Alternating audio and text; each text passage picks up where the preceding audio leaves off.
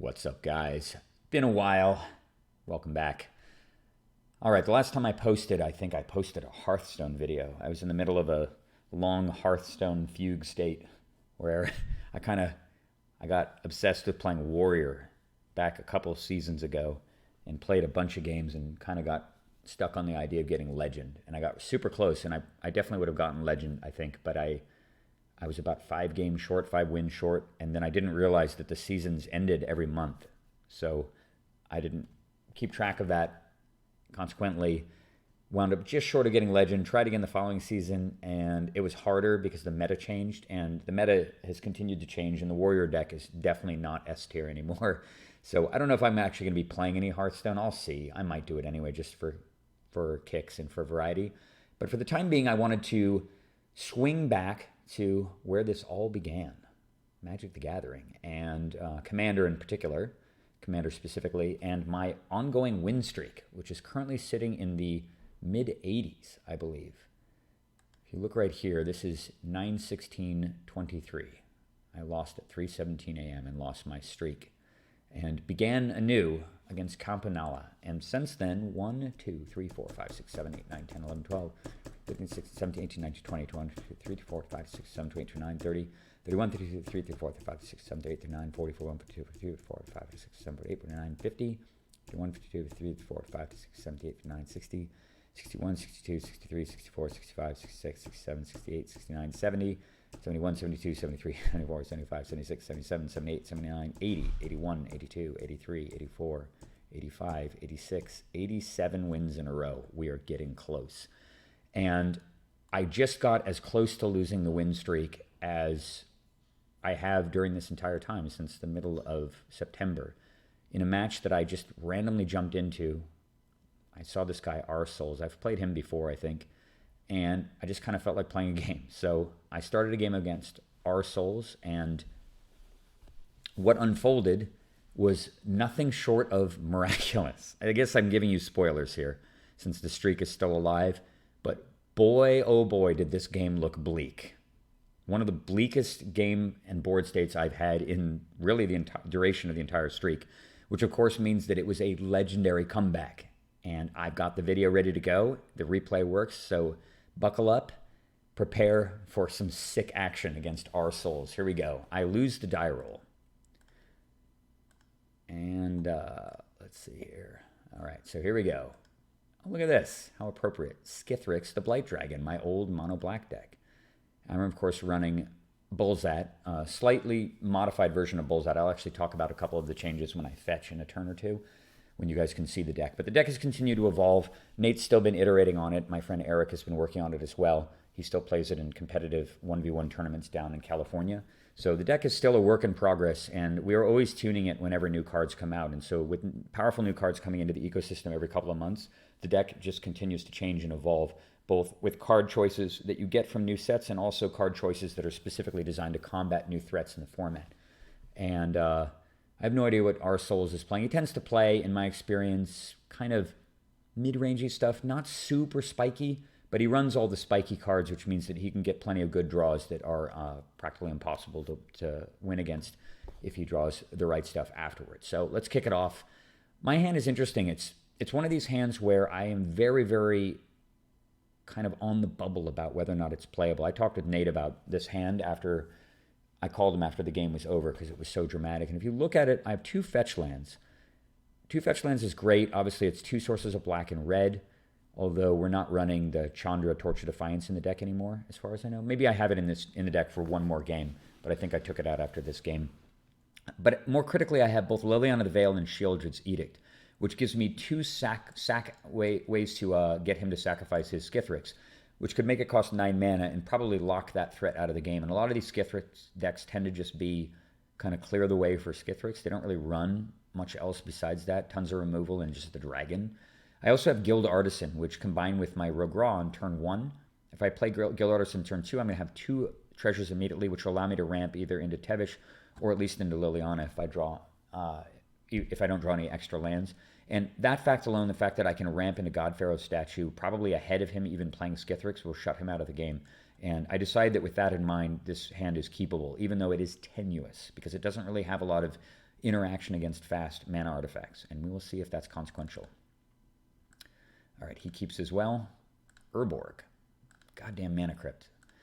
And he just passes. So it's interesting to see him play the Mana Crypt. I guess in the rain, I can understand doing this because he knows he's playing against black, but if you play against black, you should probably realize that they have a lot more things that kill artifacts, probably in a black-red deck, and than singular mana discard spells. There's really only a handful of spells that people run in the format that can make you discard a Mana Crypt on turn 1. There's basically 3 or 4 of them.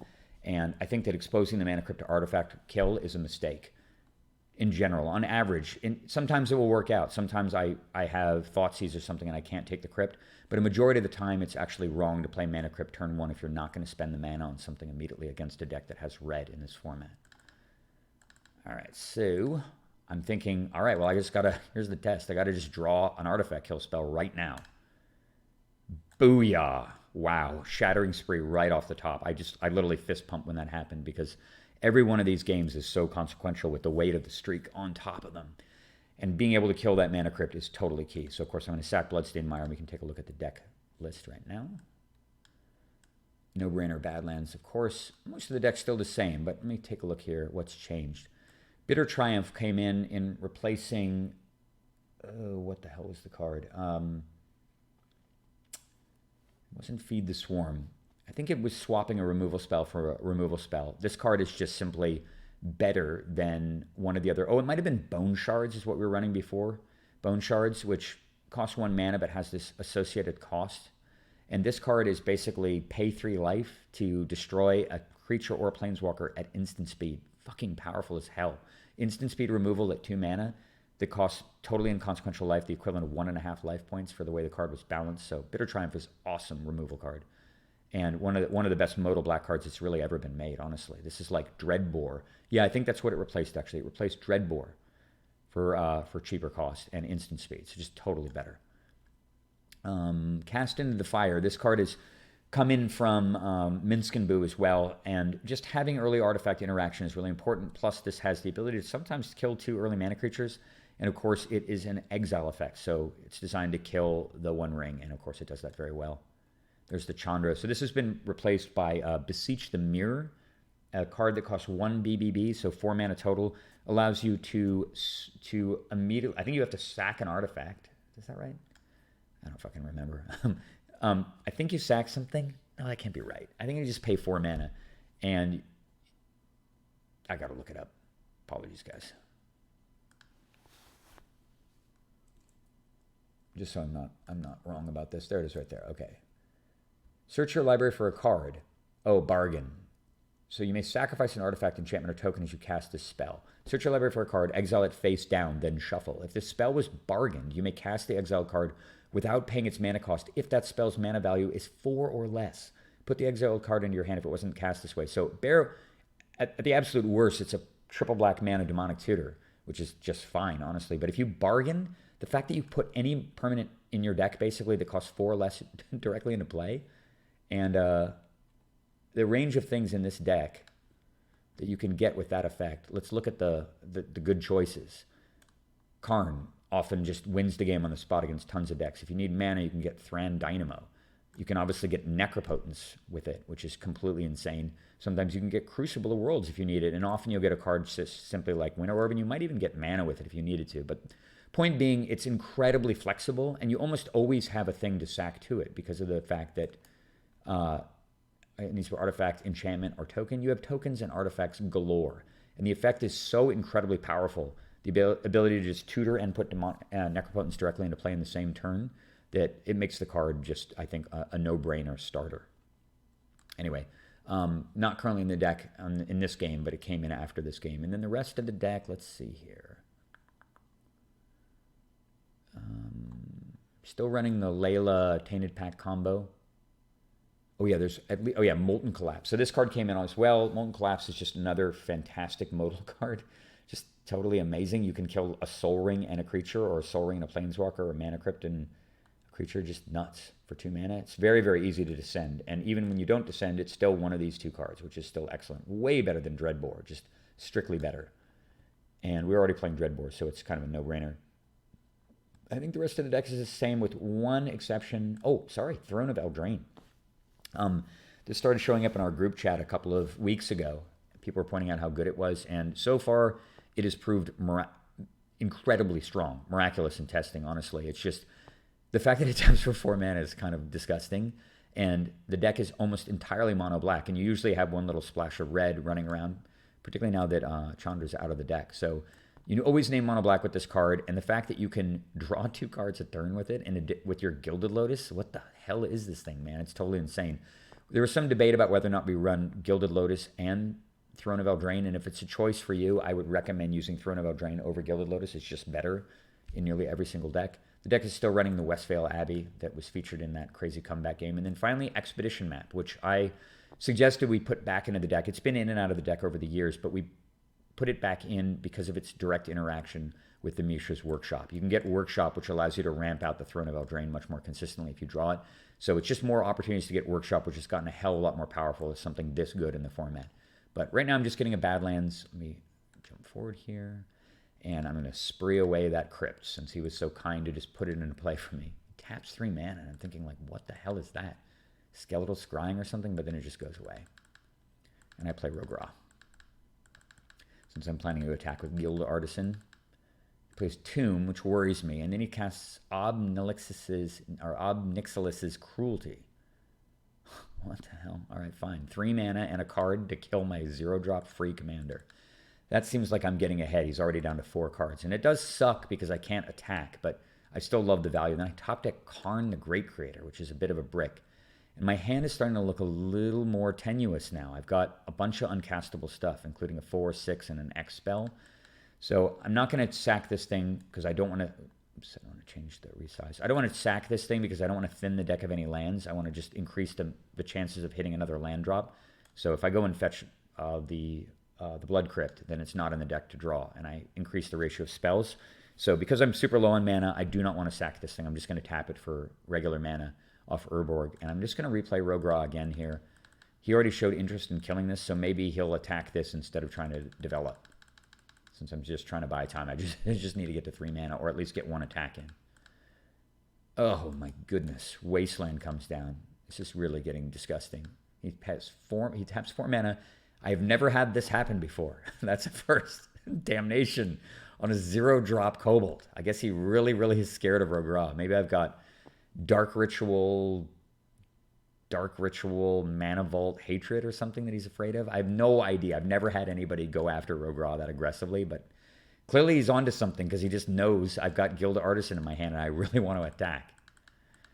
So I'm thinking, draw a land, and all I draw is Inquisition of Kozilek. I am in deep trouble here. I leave this thing untapped here.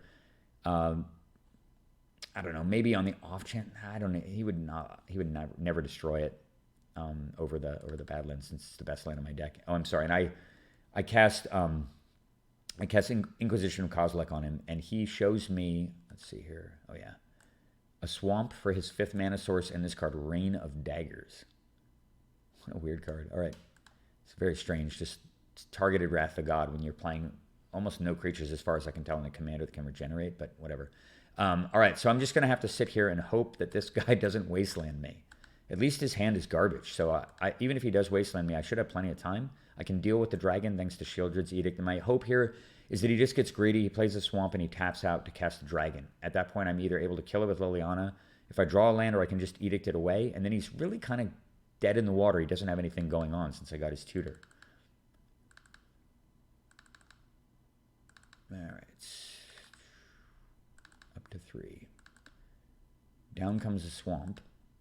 And he taps 3 mana. And I'm thinking, wait, what? 3 black? What the hell did you draw? Beseech the Queen. Uh-oh. 1 card in hand. It's that terrible Wrath. And guess what our Souls is about to get? Necropotence at 36 life, and I have 2 mana in play.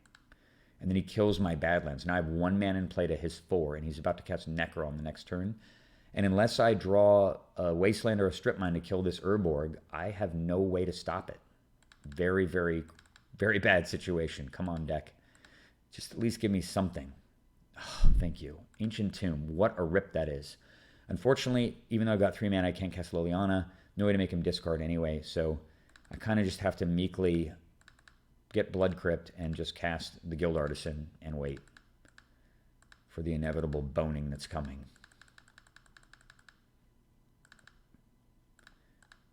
And he even draws an Arcane Signet just to make it more nasty.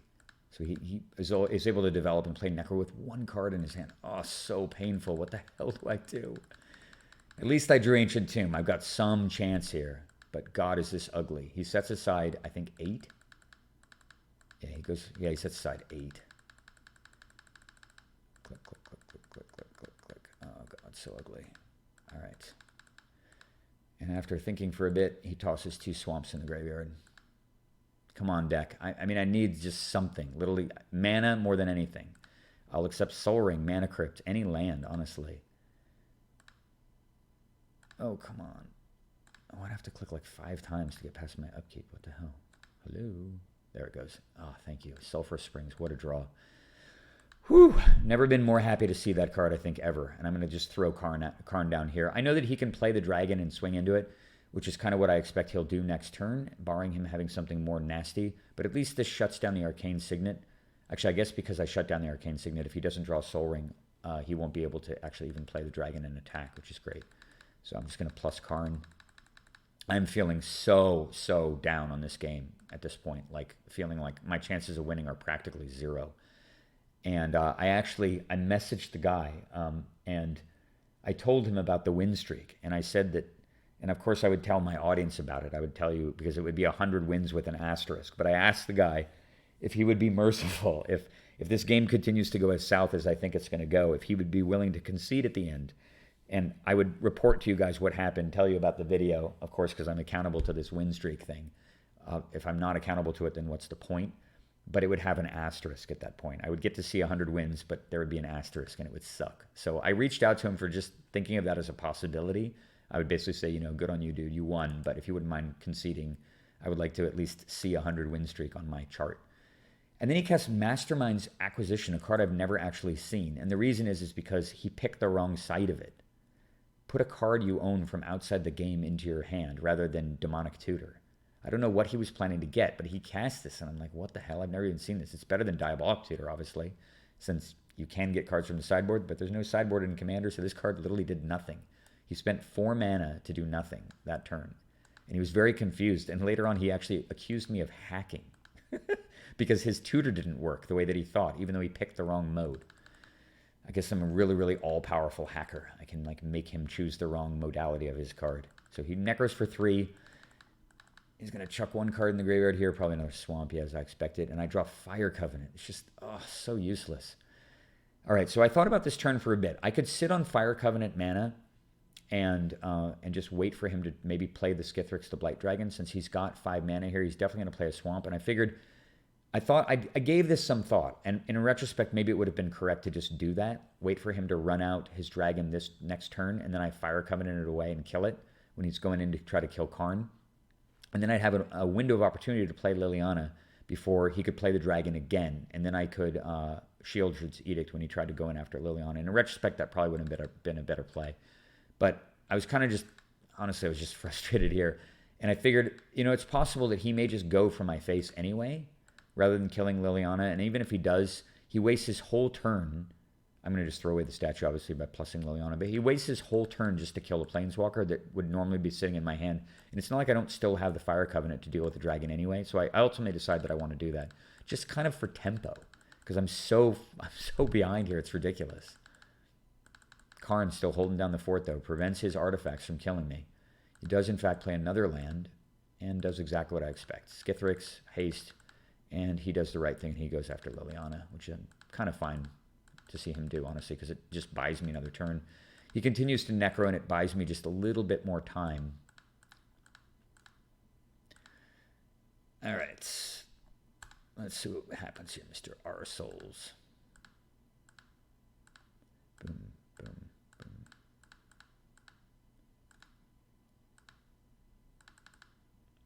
And he discards No Mercy. All right, come on, deck. Give me a land. Ah, okay. Excellent.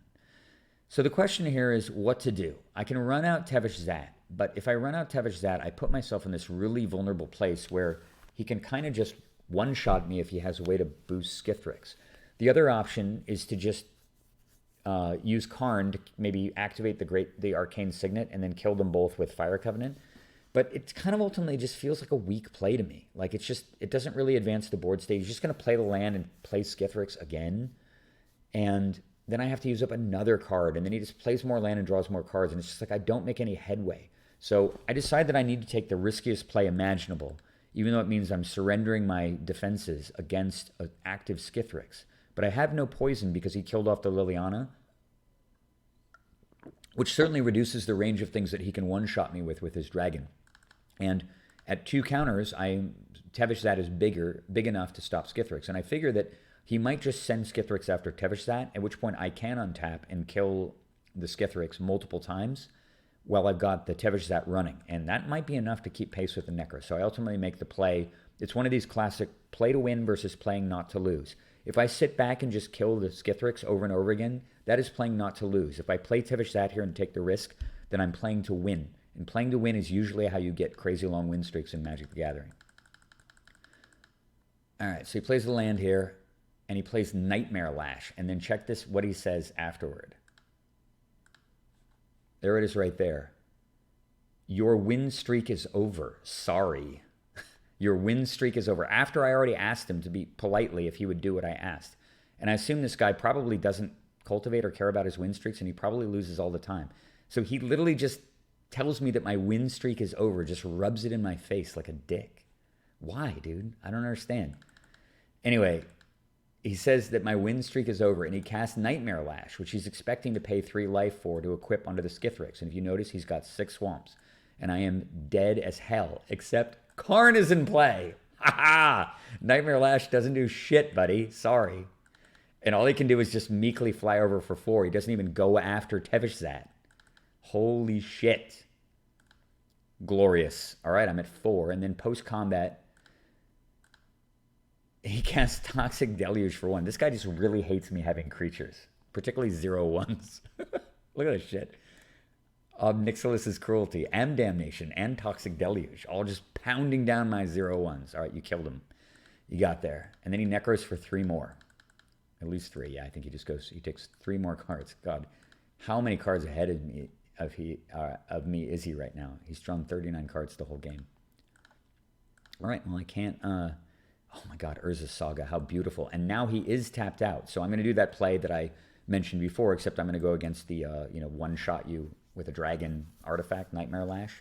I make it a 4/4, and I can happily pay 8 life. Play the Saga and burn away those 2. I'm still at 24, but I can make Thralls. And I'm starting to, I don't know, there's a little light at the end of the tunnel here. Look at this shit. I got Sheoldred's Edict to kill Skithiryx again. I have 2 very robust Planeswalkers, and it seems like all he's got is creature kill. He doesn't have Planeswalker kill.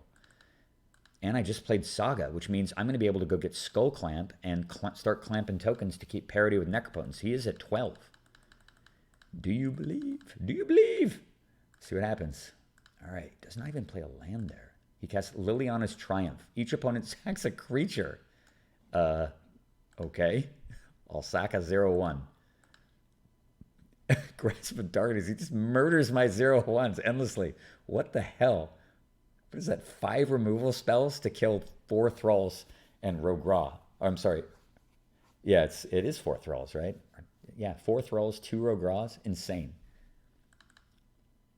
Oh, that's right. He killed 2 Thralls with 1 Deluge. All right, so he necros again. Necros 3 times. That's 8 cards. And then for some inexplicable reason, after necroing, he decides to cast Night's Whisper also. You might want to cast that first. See how much you want to actually necro for, our souls. He's down to 7, guys. Down to 7. Draw, draw, draw. He goes up to 9 and pitches some more lands. I don't even think he played a land last turn. He throws away Prismatic Lens and Soul Ring. That's badass. All right. Upkeep. Saga switches to version 2, and I top deck Expedition Map.